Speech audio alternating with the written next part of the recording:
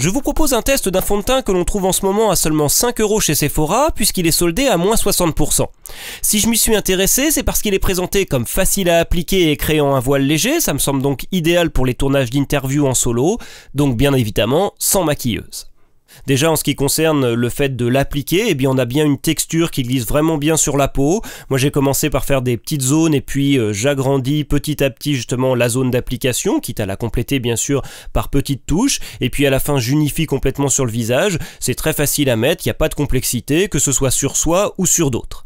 Pour le test en conditions de tournage avant-après, j'ai choisi une lumière assez dure qui, vous le voyez, mélange la lumière du jour des fenêtres et puis une torche LED complémentaire. Il n'y a donc aucune diffusion, pas de spoon, pas de calque. Comme ça, on peut bien juger uniquement de l'adoucissement des tons chers qui est créé par le maquillage.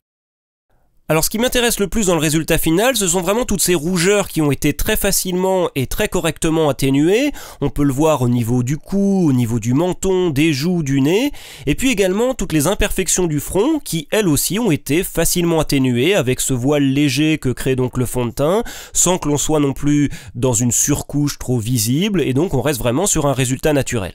Si on regarde au bout du nez où l'on avait dans ces conditions de tournage difficiles et bien justement des brillances, et bien on note bien comment ces brillances ont été atténuées, donc là aussi le fond de teint joue bien son rôle pour matifier comme on peut l'attendre sur un tournage vidéo. Un petit mot sur les teintes, je pense qu'il y a largement de quoi y trouver son compte avec les 6 teintes qui sont proposées et puis également pouvoir anticiper des moments où il faudra unifier une peau plus bronzée lorsque l'on sera au cœur de l'été. Donc moi j'ai pris les tons clairs et puis une teinte moyenne également. Et par contre ce produit est uniquement disponible en solde puisque Sephora a changé son fond de teint dans sa gamme et donc là c'est un autre positionnement produit qui est maintenant proposé avec le fond de teint par défaut et donc ça demandera de nouveaux tests. Pour conclure, je trouve donc que ce fond de teint tient particulièrement bien ses promesses et c'est vraiment un bon plan à 5 €, d'autant qu'il va être facile à appliquer, que le résultat est vraiment unifié, ça va être pratique sur les tournages en solo pour de l'interview ou même du podcast.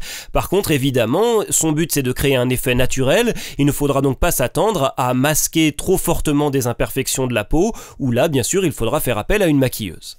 Voilà, j'espère que ce test vous aura été utile, n'hésitez pas à me suivre et à très bientôt pour d'autres feedbacks.